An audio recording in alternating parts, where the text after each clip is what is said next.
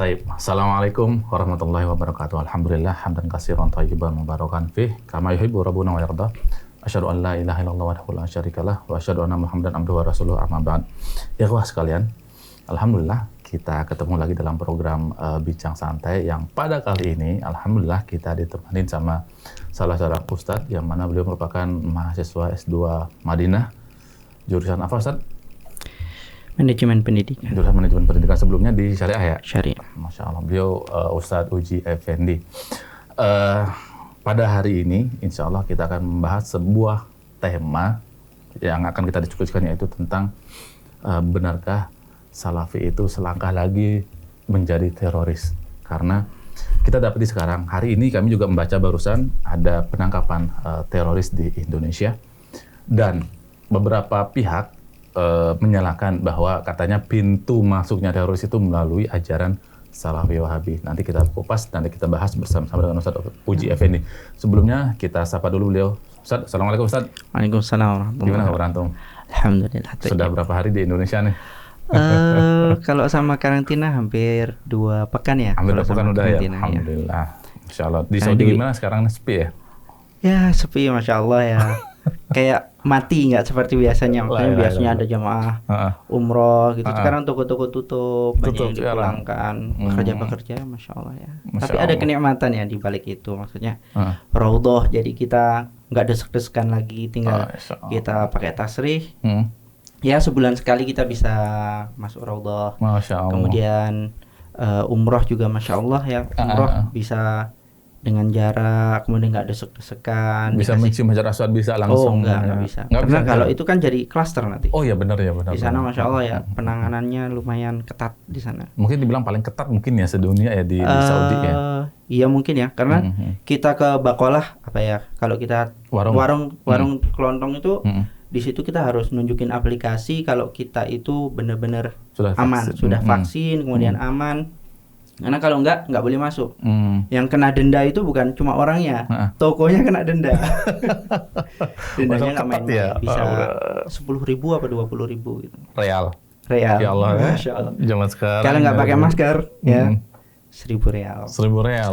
Nggak pakai masker. Nggak pakai masker. Gitu ketatnya ya di sana ya, di negeri kita ya Allah, orangnya. Semoga Allah menunjuki kita pelajaran. Ya, semoga Allah mengangkat wabah ini. Memberikan kesabaran dan kesembuhan bagi kaum muslimin yang sedang tertimpa. Iya, Masya Allah. Tapi kita akan ngebahas satu tema yang tadi sudah Anda jelaskan tentang benarkah Salafi itu ini ya, artinya benarkah Salafi Wahabi itu, karena orang kan menyebutnya Salafi Wahabi ya. Iya, karena benarkah Salafi itu masuk dari teroris. Fadol, gimana menurut Anda, Ustaz? Yang pertama kita tahu ya, harus tahu apa itu Salafi. Ya. Maksud Salafi ini adalah orang yang berusaha menjalankan agama dengan menganut Al-Quran dan Sunnah dengan pemahaman para salafus saleh. Ya. Jadi mengembalikan agama ini. Salafus saleh ya para sahabat, tabi'in, tabi'un tabi'in, yang mereka sudah mendapatkan rekomendasi dari Rasulullah. 3 generasi terbaik berarti ya. 3 generasi terbaik mendapatkan rekomendasi dari Allah, radhiyallahu anhum wa radu'an, kemudian dari Rasulullah, khairul quruni qarni, tsummal ladzina yalunahum, tsummal ladzina yalunahum. Sebaik-baik qarn, sebaik-baik masa ya adalah masaku, yaitu para sahabat, tsummal ladzina yalunahum, para tabi'in, tsummal ladzina yalunahum, tabi'ut tabi'in. Ya, seperti itu. Kemudian ya orang-orang yang berusaha untuk mengikuti ajaran Islam sesuai dengan hal ini. Ya. Karena di sana ya ada orang yang mengaku mengikuti Islam tapi tidak bersandarkan dengan Al-Quran dan hadis, atau ada ya yang bersandar dengan Al-Quran atau mengamalkan Al-Quran dan hadis tapi dengan pemahaman mereka sendiri. Ya, bukan dengan pemahaman para sahabat ya, tabi'in atau tabi'un tabi'in. Padahal mereka kan orang yang paling tahu ya, karena para sahabat bagaimana Al-Quran ini diturunkan, hadis Rasulullah ketika mengucapkannya, dan mereka paling paham dengan bahasa mereka, karena itu masih asar emas ya, maksudnya masih masa-masa keemasan Islam, dan bahasa mereka masih masih istilahnya masih murni, balaghahnya belum tercampur dengan ajam. Jadi mereka paling tahulah apa yang diinginkan oleh Rasulullah seperti itu. Insyaallah. Nah, mengenai yang tadi itu, benarkah ajaran Salafi Wahabi itu sebagai pintu masuk dari jalan terorisme itu, Ustaz? Kemudian tadi kan kita sudah jelaskan apa itu Salafi ya, orang yang berusaha untuk mengamalkan agama sebagaimana diturunkannya. Kemudian apakah benar ya Salafi Wahabi itu pintu teroris? Ya jelasnya tidak lah. Mungkin kita bedakan dulu kali Ustaz, Salafi itu apa, Wahabi itu apa gitu loh, Ustaz. Kalau Wahabi ya gampangnya adalah ini adalah julukan untuk Syekh Muhammad bin Abdul Wahab dan pengikutnya. Julukan dari musuh-musuh dakwah, pastinya ya. Dari orang-orang yang membencinya, orang-orang yang membenci dakwah Syekh Muhammad bin Abdul Wahab. Harusnya Muhammadiyah ya, bukan? Karena namanya Muhammad bin Abdul Wahab. Iya, harusnya ya. Iya, harusnya Muhammadiyah. Tapi nyerang salah satu ormas jadinya, Ustaz. Misalnya, Muhammadiyah gitu. Tapi kan Muhammadiyah kan datangnya baru-baru saja. Sedangkan Syekh Muhammad bin Abdul Wahab itu kan sudah lahir tahun 1703. Ya, jadi jauh ya. Kalau misalnya harusnya dulu tuh mereka menjulukinya dengan Muhammadiyah, tapi kenapa nggak mau menjuluki dengan Muhammadiyah? Karena kalau Muhammadiyah berarti orang yang mengikuti Nabi Muhammad, ya kan? Ini orang justru akan menarik orang untuk ikut. Padahal ya kita tahu dakwah Syekh Muhammad bin Abdul Wahab ini adalah untuk memurnikan kembali ya ajaran Islam yang ketika itu bid'ah, khurafah itu sangat tersebar di Jazirah Arab. Saat itu. Makanya dulu Syekh Muhammad bin Abdul Wahab di awal-awal dakwah di Najd, itu di situ ada udrihah atau kuburan yang ada kubahnya, yaitu saudaranya Umar bin Khattab. Saudaranya Zaid bin Khattab. Orang-orang berdoa di situ. Meminta kepada mayat di situ. Syekh Muhammad bin Abdul Wahab awal dakwahnya mengatakan, Allahu khairun min hadza. Allah itu lebih baik untuk kalian meminta, bukan kepada orang yang telah meninggal. Seperti itu. Kemudian ya jahalah istilahnya kebodohan tersebar di Jazirah Arab ketika itu. Makanya ketika itu ya saya dapat cerita langsung dari dosen Ana, dia dari kakeknya ketika awal-awal dulu ya menceritakan kalau zaman dulu itu sebelum datangnya Syekh Muhammad bin Abdul Wahab ini membawa dakwah, kemudian dibantu oleh kerajaan yaitu Saud ini, Al-Saud ini. Mereka itu tidur di bawah bantalnya harus ada pedang. Zaman dulu itu, karena di situ perampokan, karena tidak ada keamanan ketika itu. Sebelum dakwah Syekh Muhammad. Iya. Kemudian pas datangnya itu Syekh Muhammad bin Abdul Wahab dibantu Al-Saud ini. Makanya banyak dari kabilah-kabilah Arab yang ikut bergabung dengan Al-Saud, dengan Daulah Saudiyah ini karena seperti itu. Karena katanya imam dipimpin dengan keadilan, kemudian mengembalikan Islam kepada kemurnian seperti itu. Kemudian setelah mengembalikan, kita bisa lihat juga, ya kita bisa lihat dari bukunya Syekh Muhammad bin Abdul Wahab, terutama Kitabut Tauhid ya. Di situ pertama Bismillahirrahmanirrahim, Kitabut Tauhid. Langsung qala Allah Ta'ala. Ya.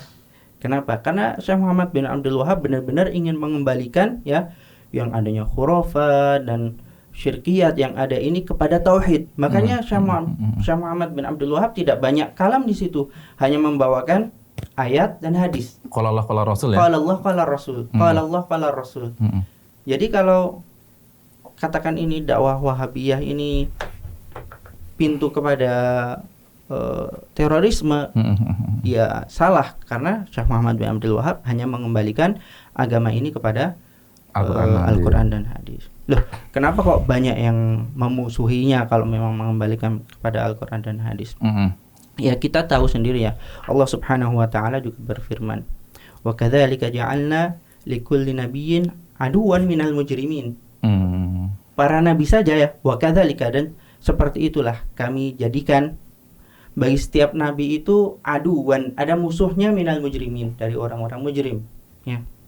Para nabi saja ada musuhnya, ya. Apalagi kita. Iya, apalagi makanya para ulama mengatakan gini, kalau para nabi saja memiliki musuh, begitu pula muwarrithihim, Orang-orang yang mengambil bagian dari warisannya, ya, berupa ilmu yang datang dari para nabi ini juga akan mendapatkan cobaan juga, aduan, lahum adu, ya, memiliki aduan.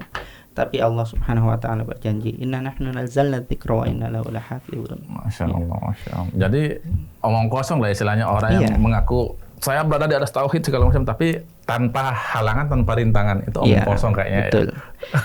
Kemudian kalau ada yang mengatakan, loh, tapi ada itu ya yang katanya teroris ya. Kemudian dia berdalil dengan salah satu kalam dari Syekh Muhammad bin Abdul Wahab misalnya. Ya, kita bisa lihat ya dari firqah-firqah yang ada juga misalnya ya.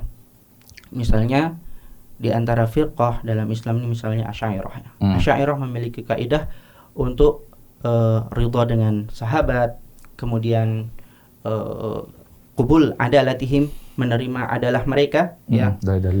Adalah mereka, tapi bukan berarti orang yang mengatakan dengan perkataan ini dikatakan Asy'ariyah, karena di sana ada usul-usul yang lain ya kan? Ya seperti itu. Makanya kalau ada orang yang ngakunya katanya intisab kepada Syekh Muhammad bin Abdul Wahab, tapi kok tidak sesuai dengan apa yang dibawakan oleh Syekh Muhammad bin Abdul Wahab, ya itu omong kosong. Kulun yadda'i waslan bilaila. Ya. Semua boleh lah ngaku kalau dia demen sama Laila gitu ya. Tapi Laila demen sama dia gitu. Betul. Ya seperti itu. Tapi bisa jadi gini, Ustaz. Bisa jadi gini, mungkin apa yang dikatakan Syekh itu benar.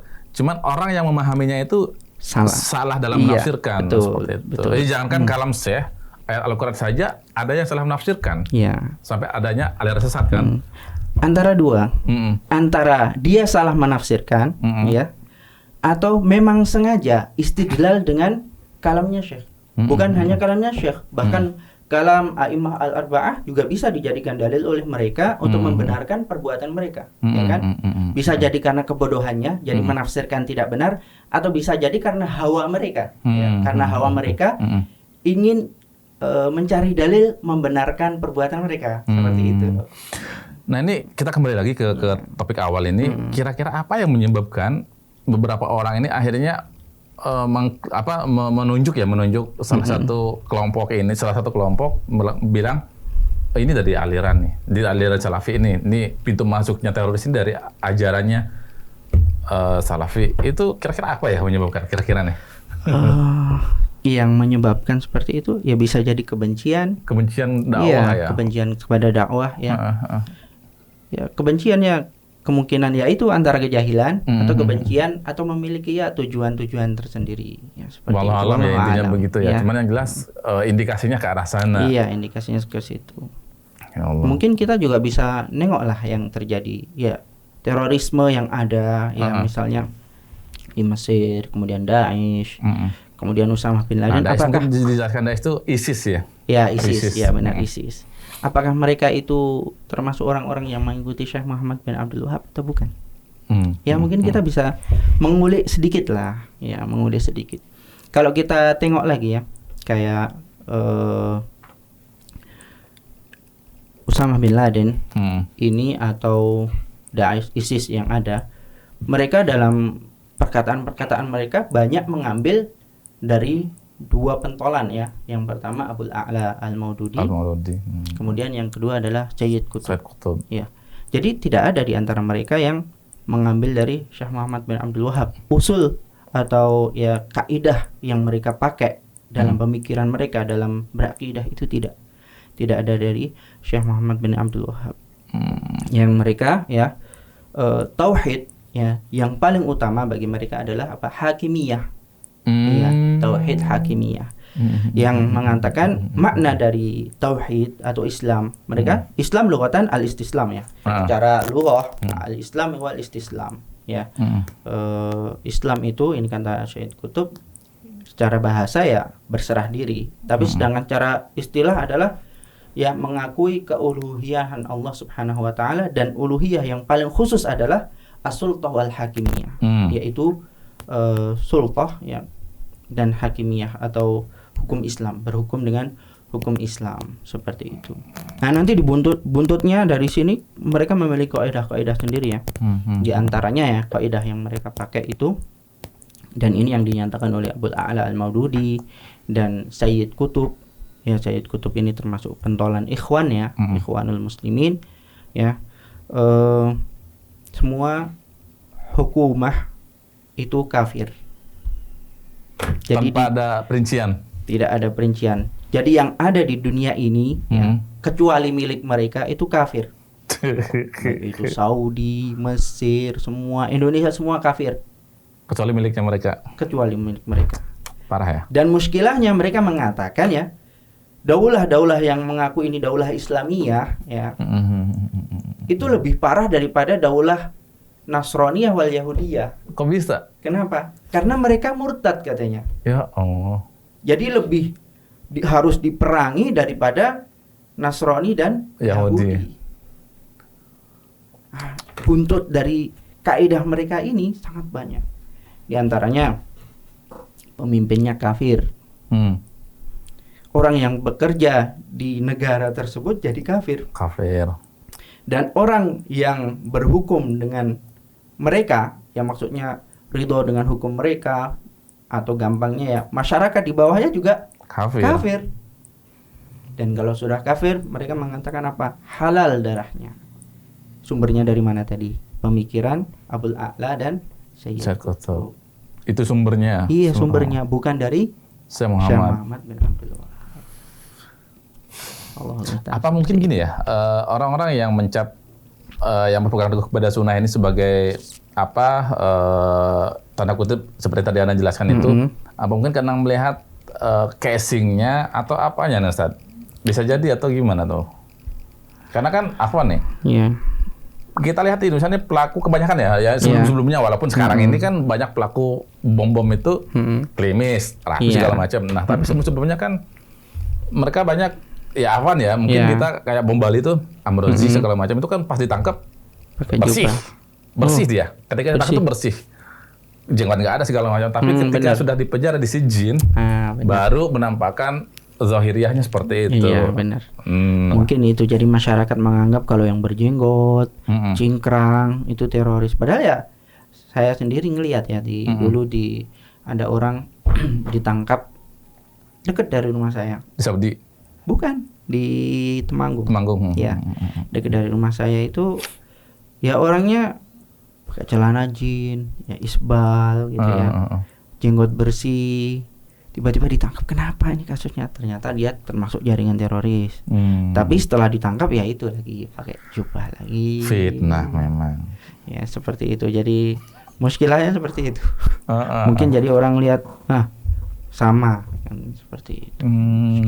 Satu lagi yang muskilah di masyarakat ini adalah banyak mereka yang pembenci dakwah sunnah ini mengatakan salah satu sumber ajaran Wahabi kata mereka gitu adalah dari pemahamannya Syekhul Islam Ibnu Taimiyah. Dan lucu dan aneh lagi nih, mereka bilang Ibnu Taimiyah ini Wahabi. Itu gimana Ustaz? Gimana ini? Ya? Gimana? Bingung nggak tuh Ustaz? Sangat membingungkan. Jadi lahirnya Syekhul Islam ini kapan? Padahal Syekhul Islam lahir pada 1328 ya, 1328 Masehi. Ya, sedangkan Syekh Muhammad bin Abdul Wahab itu 1703. Beda kurang lebih 400 tahun ya atau 500 tahun. Ya, gitulah. Gimana ini? Apa muncul lagi Syekhul Islam? Nggak mungkin ya. Atau Syekh Muhammad bin Abdul Wahab dulu ya lahirnya ya. Umurnya beratus-ratus tahun ya, mungkin karena kehabisan akal bagaimana mau menjatuhkan dakwah ya, dengan seperti itu, dengan menjuluki dengan sesuatu yang bahkan itu ghairu ma'qul, tidak masuk akal. Karena yang kita lihat sekarang ini di Indonesia, Masya Allah, bukan hanya di Indonesia, di dunia mungkin perkembangan dakwah sunnah ini Masya Allah sangat sekali Ustaz. Mungkin itu yang bikin mereka tuh apa istilahnya kebakaran kumis ya, karena mereka nggak ada jangan keluarkan kumis karena takut ya something lah, gitu kita nggak usah sebut gitu ya. Bahkan di awal-awal dakwah Syekh Muhammad bin Abdul Wahab ketika yang Makkah ini ya, itu juga salah satu sebabnya somethingnya itu. Jadi somethingnya ini ya ulama yang ada ini kan bagaimana ya, kalau mau menerima. Loh, selama ini apa yang mereka lakukan? Kalau mereka tahu yang benar seperti ini, tapi kenapa mereka menyelisihi? Atau ya yang satunya, atau memang nggak tahu. Kalau nggak tahu kenapa jadi ulama? Kan ini jadi berat ya. Akhirnya mereka bagaimana membuat fitnah untuk Syekh Muhammad bin Abdul Wahab. Bahkan ya cucu Syekh Muhammad bin Abdul Wahab menjelaskan bahwasanya Syekh Muhammad bin Abdul Wahab dan Ahlus Su'ud ini tidak pernah memulai perang. Tapi mereka hanyalah difa'un nafs. Ketika mereka sudah dihalalkan kotelnya ketika itu sama Daulah Turki Utsmaniyah ketika itu ya. Nah, itu juga terjadi muskilah tuh, Ustaz. Nah, ya gimana orang udah diserang gimana? Masa nggak membela diri? Bahkan kan Saudiyah Al-Ula itu kan dibantai habis kan? Iya. Nah, dibantai habis ketika itu. Bahkan dipancung. Iya. Dan padahal di antara ulama mereka ya sudah menyerahkan diri, tapi jangan menyentuh istilahnya yang lain. Tapi tetap enggak kan? Yang lain ternyata tetap dibantai. Baru ada difa'un nafs gitu ya, istilahnya defense-nya. Enggak, kalau difa'un nafs ketika dikatakan diserang ya harus difa'un nafs kan, karena ketika itu. Dan kita tahu sendiri bahwasanya ketika itu Daulah Turki Utsmani sudah lemah. Sudah lemah dan hampir tiap kabilah itu memiliki kayak kerajaan atau ya hukumnya sendiri gitu loh. Ada kerajaan di bawah kerajaan. Benar. Jadi ketika Ahlus Su'ud ini ada, kemudian tadi sudah saya singgung ya, banyak kabilah-kabilah karena melihat keadilan yang ada dan keamanan istiqror yang ada di Ahlus Su'ud ini, mereka indimam, mereka bergabung seperti itu. Dan bahkan ketika pembukaan Makkah, yaitu tanpa adanya safkut dima, cuma dihasr saja, dikepung. Ya cuma kecuali beberapa orang yang tidak mau menerima baru itu. Tapi kalau secara ini nggak ada. Kalau kita tengok dari sejarah ya seperti itu. Jadi kalau dakwah Syekh Muhammad bin Abdul Wahab ini dikatakan membawa darah ya karena terorisme, itu tidak. Apalagi ya Syekh Muhammad bin Abdul Wahab itu mengatakan ya dalam sebuah nas, semua daulah Islamiyah beliau tetap juluki daulah Islamiyah walaupun di sana ada kesyirikan. Ya, walaupun di sana ada kesyirikan. Ketika itu kan memang banyak ya intisyar syirik. Ya, selama ya tidak jelas, maksudnya negara itu benar-benar kufur dan tidak bisa didirikan iqamah sya'airil Islam, baru dikatakan daulah al-musyrikah. Tapi kan ya jarang ya yang sebuah negara tidak ada iqamah sya'airil Islam, kan enggak bisa ya. Nah, selama masih ada sya'airil Islam dikatakan daulah Islam. Sama kayak Indonesia mungkin sekarang ini ya daulah Islam. Ya, alhamdulillah kita bisa sholat. Enggak ada yang ganggu ya. Masya Allah, beda dengan yang di sono tuh. Yang di sono yang belakang Tantan itu ya. Iya, Masya Allah itu. Berarti kesimpulannya adalah tidak benar julukan seorang, atau tidak benar anggapan seorang bahwa Salafi ini termasuk dari pintu terorisme gitu ya. Betul.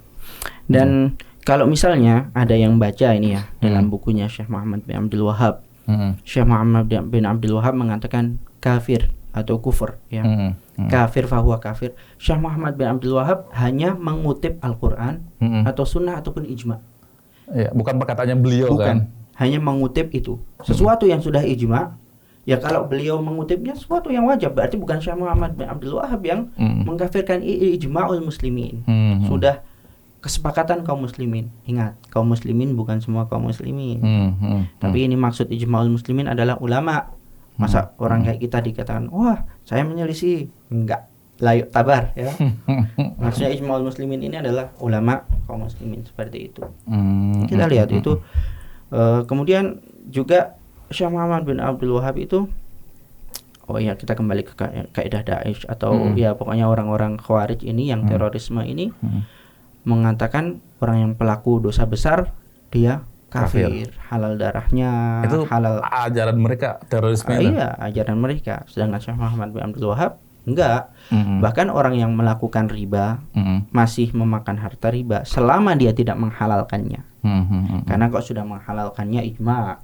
Ya, sudah ijma' menghalalkan riba, ya sudah ijma', karena Beda sama orang yang memakannya tapi meyakini kalau ini nggak boleh, sama Allah tuh nggak boleh. Tapi terpaksa ya.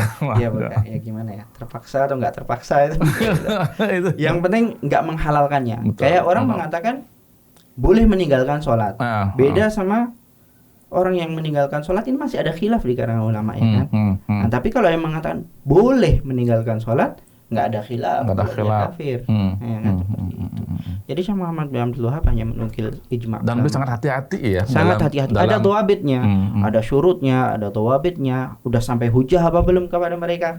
Ya, hujah benar-benar sudah sampai kepada mereka.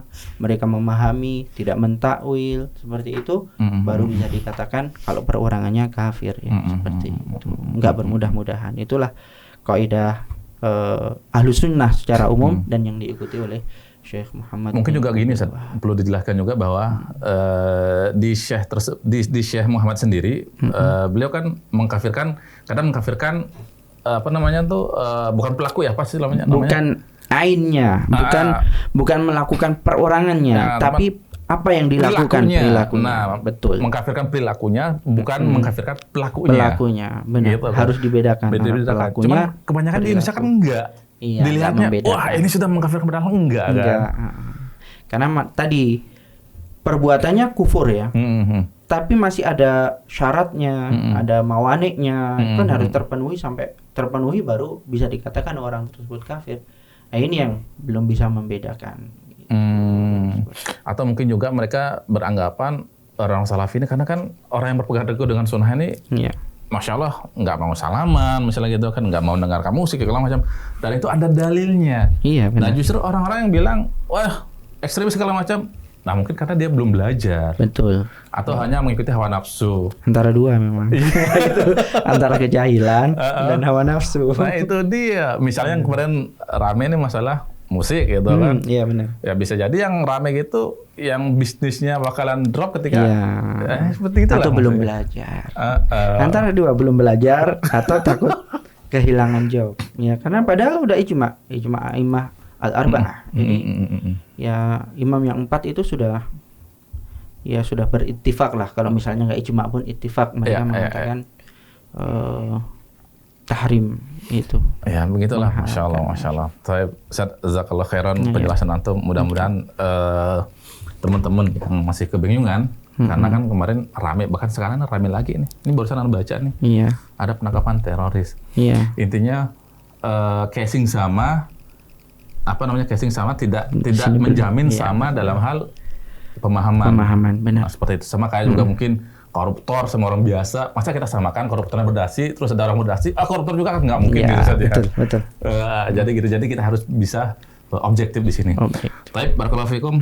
Ikhwas sekalian, alhamdulillah kita sudah mendengarkan penjelasan dari beliau tentang benarkah Salafi itu pintu masuknya teroris, dan semoga apa yang sudah kita dengar tadi bermanfaat bagi saya sendiri, terutama yang di depan beliau, dan juga bagi antum yang ikut menyimak pada siaran ini. Barakallahu fikum Ustaz, syukur jazakallahu khairan. Semoga kita bertemu lagi, dan teman-teman sekalian, kita akhir saja. Subhanakallahumma wa bihamdika asyhadu an la ilaha illa anta astaghfiruka wa atubu ilaik. Assalamualaikum warahmatullahi wabarakatuh.